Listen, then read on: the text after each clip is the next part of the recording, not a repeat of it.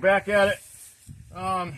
He's got some major failure here going on. The wall fell right out, so we're gonna shoot that back into place today, and then we're gonna do some touch up on the rest of the barn. I can kind of show you.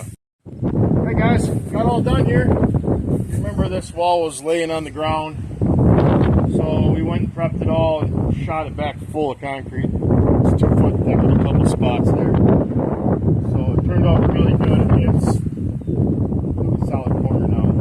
We got some little bad spots down there, so we went through and touched up them. Came around the corner, secured that corner all up, and some more down there. I'll show you the front side. Yeah, then we had some bad bricks down there. We filled them back in. Just did the whole front side of here, wrapped the corner, and then a big bad crack there we did. That's about it, guys. Turned out really good. Up in Michigan.